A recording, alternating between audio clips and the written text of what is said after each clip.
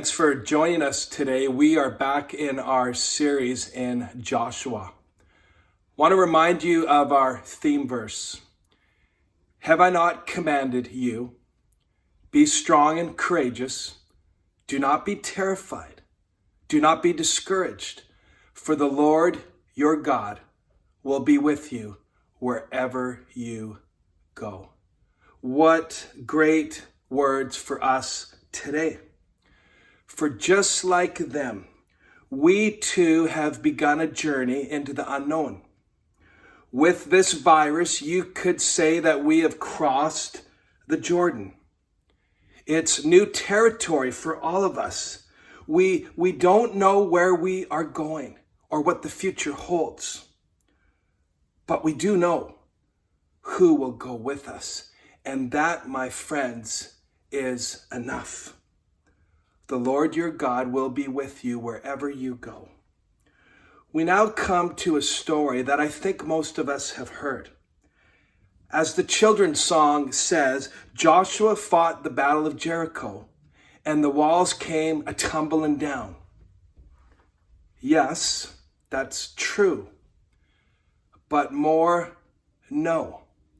That's not what happened, because it really was the battle that wasn't. As we will see, it wasn't about their clever military strategies or about their fighting men. It was all about God giving them the victory. Again,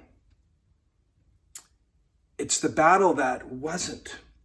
And this is why right before this chapter, Joshua has this encounter with this heavenly commander. And he says, are you for us or for them? Good question. The response, neither. He then falls down in worship. The entire narrative really reminds us of Moses at the burning bush. But what a turn of events. Joshua goes out to survey the problem. The big problem called Jericho, to put his clever military plans together. Remember, Joshua was a military commander, so he's putting his plans together. But instead, he encounters, I think, Jesus. He takes off his sandals and he worships. I think this was God's way of assuring Joshua of his presence, that he was the one who was in charge, that these battle plans would be unique, and that they would need to trust and obey. Because one last time, it's the battle that wasn't. Now, let me tell you a little bit about Jericho, since I was just there. And yes, we are still planning to go to Israel, Lord willing. Jericho today is a Palestinian city of around 20,000 people, just north of the Dead Sea. But most important, there is a kissing camel named Sam who lives there. I told Julie to pucker up, but she would have no part of it. Now, archaeology has confirmed that Jericho is actually one of the oldest cities in the world. Dating back to around 3000 BC, this city was inhabited by the Canaanites, who were into moon worship. This is what the name Jericho means. It comes from the word moon. Now, know that it was a small city, just 5 to 6 acres. You can actually walk around it in just 15 to 20 minutes. But it was a very, very important city, for it guarded the trade routes in all directions. Even more, the city was impressive. You might even say impenetrable because of its walls. Now, I want you to picture two walls on top of each other. First, there was a stone wall that actually can be seen today. And then on top of this stone wall was a mud brick wall. Combined, this wall stood over 30 feet tall. And there were two of them that circled all the way around the city. By the way, It was the mud brick walls that came a-tumbling down. Let me just stop for a minute. Let's briefly press into this. What obstacles are you facing today? Are you up against the wall? I want you to hold this thought. Now, as we come to chapter 6, it really begins with a blunt statement of fact. Now, Jericho was tightly shut up because of the Israelites. No one went out and no one came in. Let's read between the lines for a minute. The city is obviously on high alert. They have battened down the hatches. No one's going out, no one's coming in. And the situation for the Israelites really seems hopeless and impossible. It's no different than being at the Jordan during flood stage, because humanly speaking, you can forget about it. It isn't going to happen. This is the situation that is confronting Israel. The city is protected by these massive, massive walls. Again, there's two of them circling the city, and the situation seems completely futile. Again, are you against the wall today? But God has a plan. Walls, obstacles with our God, not so fast. Our God is bigger than the walls that we face. He is able. He is more than able to do more than we could ever ask or imagine. And with this comes another blunt statement of fact. Even though it is entirely futuristic, it is yet to happen. Here it is. Look at verse 2. Then the Lord said to Joshua, "See, I have delivered Jericho into your hands, along with its king and its fighting men." There's not a shred of doubt about what the outcome's going to be. It's rooted in the promise that goes way back to chapter 1, verse 3. Here God says, "I will give you every place where you set your foot."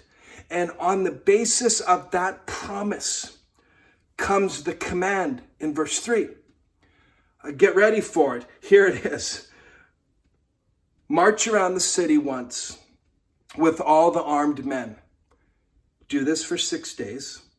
Have 7 priests carry trumpets of ram horns in front of the ark. On the 7th day, march around the city 7 times with the priests blowing their trumpets. When you hear them sound a long blast on the trumpets, have all the people give a loud shout. Then the wall of the city will collapse and the people will go up and everyone straight in.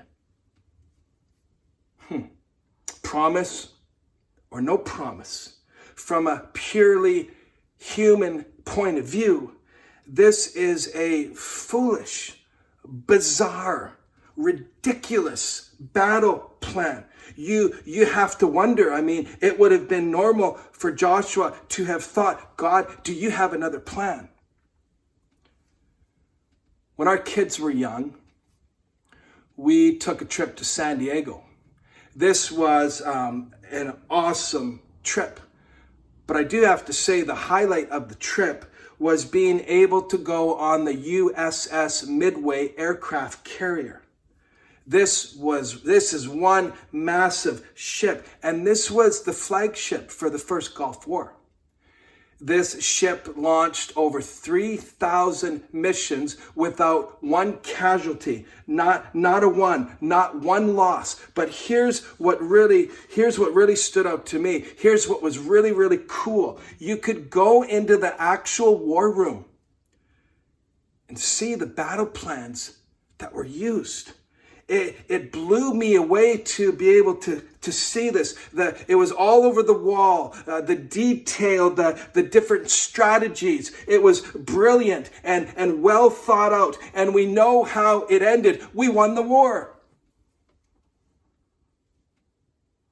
With our story, it's laughable. What type of plan is this? no battering rams, no ladders, no catapults. Just march around the city for 7 days, blow the trumpets. Oh, and by the way, don't talk or make any noise. Couldn't God just knock down the walls? But no, they have to obey a battle plan that seems so foolish, where they march around the city 13 times in 7 days. Now in verses 2 to 5, the Lord is speaking to Joshua. But guess what? He has to go tell the people these plans. Wouldn't want to be him. And so in verse 6, he tells the priests. In verses 8, he speaks to the people. This is the plan. This is what we're going to do. Again, no battering rams, no catapults, no ladders. We'll have priests and trumpets and the ark of the Lord. And don't say a word until I tell you. Got it? Huh. Now, if you read this story carefully, you will notice that Joshua does not tell the people how many days this is going to go on for, nor does he tell them how many times they're going to have to circle the city. He knows that information because God told him. But the people, they're given their instructions 1 day at a time. And the question is this: will they obey Joshua, who is obeying God? Will they walk by faith 1 day at a time and trust God? This is a good reminder, isn't it? Because we often want God to spell it all out. We are destination people. We want to know the end result. And so God, show me the plan. Show me how it's going to all, work out. And then I'll trust and follow you, okay? God is more concerned about the journey. Will you trust me today? Will you walk by faith and obey me today? Don't worry about tomorrow. Tomorrow has not come. Tomorrow will worry about itself. Will you trust me today? The Lord's Prayer does not say, give us next week's bread or next month's bread. No, give us this day our daily bread. It is trusting God for today. It is trusting God 1 day at a time. And so day 1, circle the walls, nothing happens, go back to camp. Day 2, circle the walls, nothing happens, go back to camp. Day 3, circle the walls, nothing happens, go back to camp. Day 4, circle the walls, nothing happens, go back to camp. Do I need to keep going? As it says in verse 14, so on the second day, they marched around the city once and returned to the camp. They did this for 6 days. And at this point, you have to wonder if the Canaanites who are watching this, at least for the first few days, they're wondering this is interesting. What's going on? So they watch it for a few days. They're walking around. They go back to camp day 2, day 3. And now they're kind of mocking them. Ha, ha, ha, ha. They don't have any battering rams or catapults. Whoa, scary, scary, scary. All they can do is walk and they don't even talk. Remember that 80s hit? Walk like an Egyptian. Well, walk like an Israelite. Sorry, Rabbit Trail, 80s music. It's my favorite. Anyways, keep marching. Nothing's happening. Mockery or no mockery.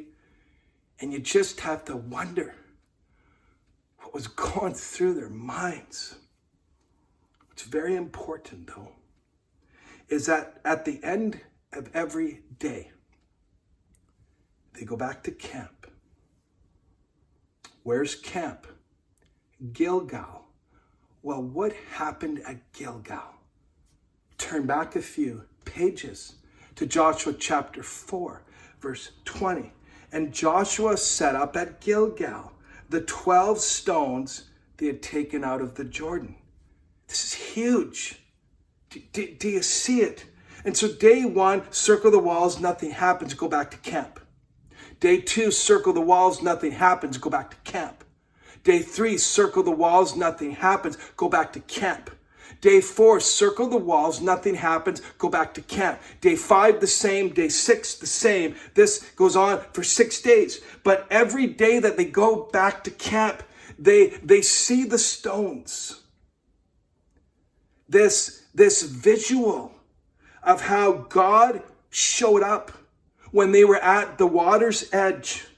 And now with the mighty city of Jericho, with the massive walls in front of them, with what seems to be such a stupid plan, with them literally being up against the wall, they are reminded that God is able, that no obstacle is too big for him. This is what they are to remember. And this is what the stones symbolize. God can push back the waters of the Jordan and he can overcome Jericho. And so march around the city for 6 days and nothing happens, but day 7 is coming. I want to ask you a question. How have you been up against the wall in the past? What obstacles has God helped you to overcome in the past? We have to remember this. We have to remember the times when God has shown up.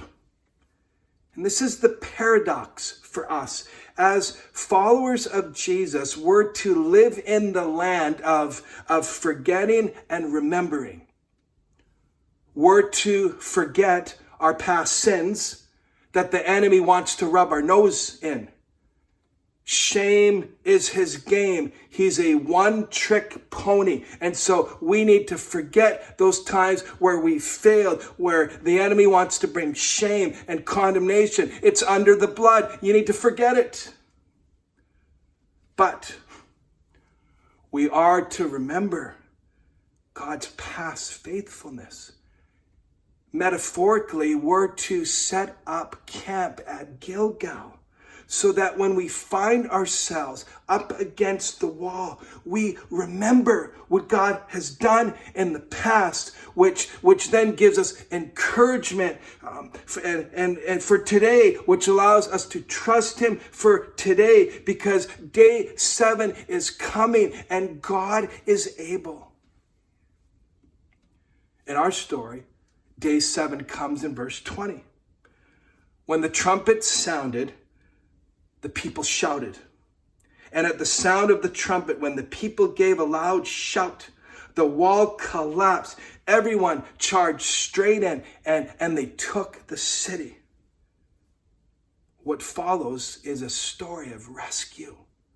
Because you will remember how in the second chapter, I believe, Rahab hid the spies. She heard about God and all that he had done, and she believed. And in verse 25, she's rescued. But Joshua spared Rahab the prostitute with her family and all who belonged to her, because she hid the men Joshua had sent as spies to Jericho, and she lives among the Israelites to this very day. This is such a key part of the story. And it shows us that God is a gracious God. His heart is to be merciful. He longs to forgive. He doesn't want to judge. Judgment is always his last resort. We are not sinners in the hands of an angry God. We are sinners in the hands of a loving God. And Rahab is proof of this. This is God's heart.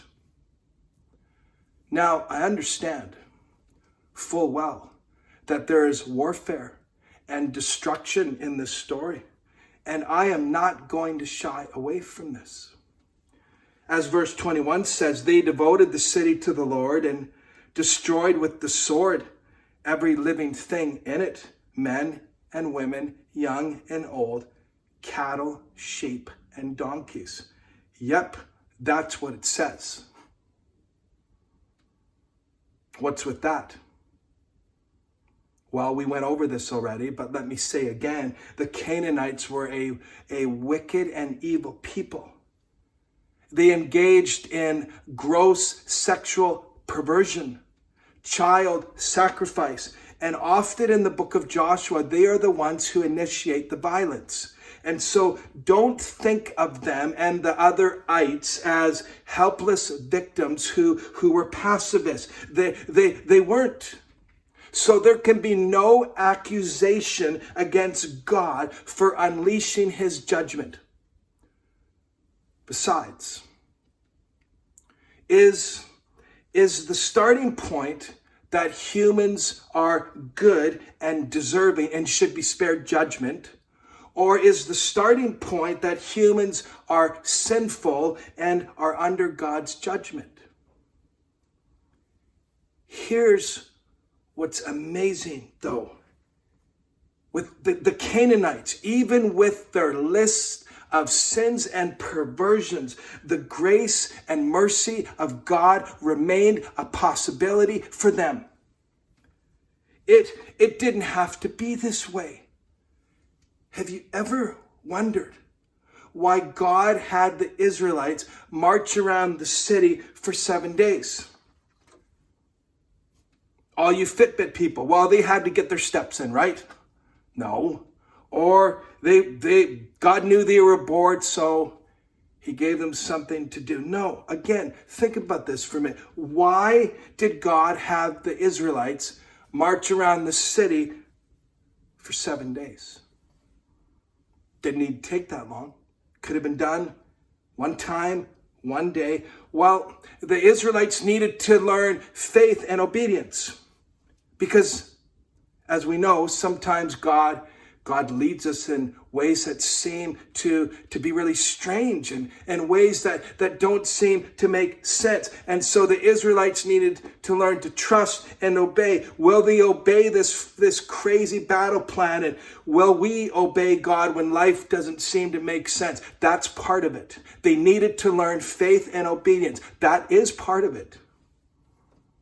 But here's the other reason.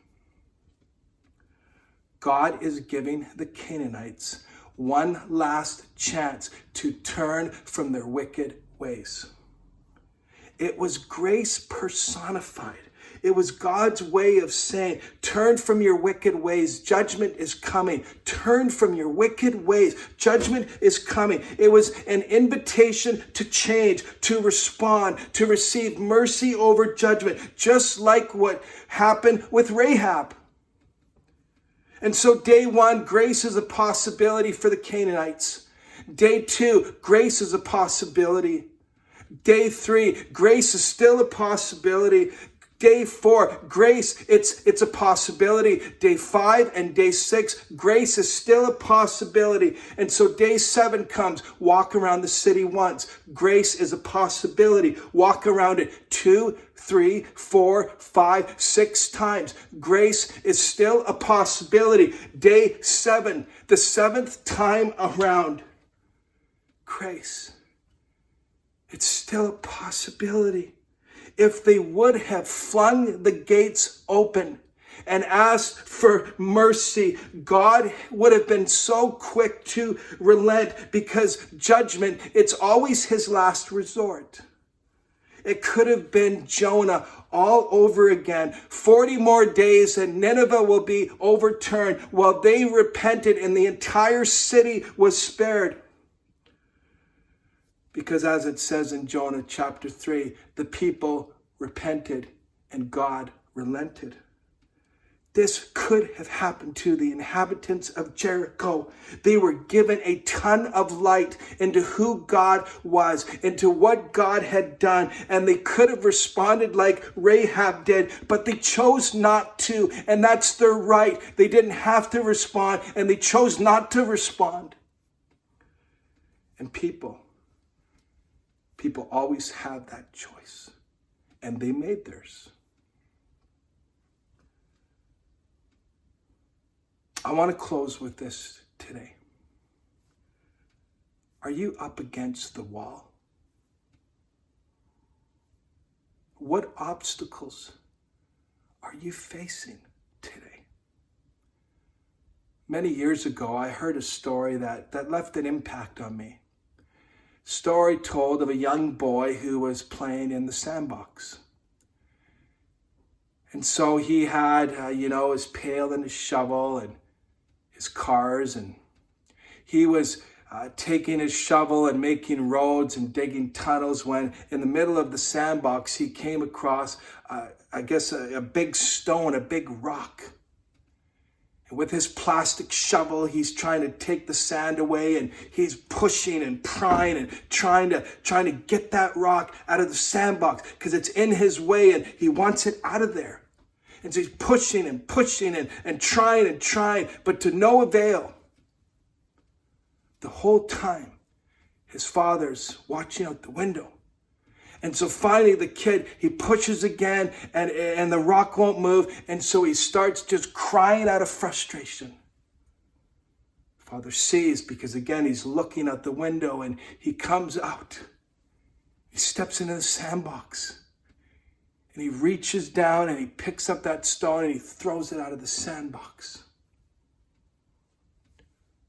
What obstacles are you facing today? Are you up against the wall? God is able. God is more than able. So whatever the walls look like for you today, would you offer these up to God? He is able. He is greater. Pray with me. God, thanks so much for this story. I pray that it would bring great encouragement to your people today. God, we often find ourselves up against the wall. We often find ourselves in circumstances that seem hopeless. And God, I pray that you'd help us to remember the times when we were up against the wall in the past and you came through. And maybe you did a miracle, or you removed an obstacle, or you helped us to get by. Would you help us to remember those times so that when we're faced today with these things, we can remember and then receive the truth and the hope that we need to press forward today. But God, we thank you that you're greater, that you are in the business of bringing down walls. Help us to trust you with whatever we're facing today. We give you the glory. In Jesus' name.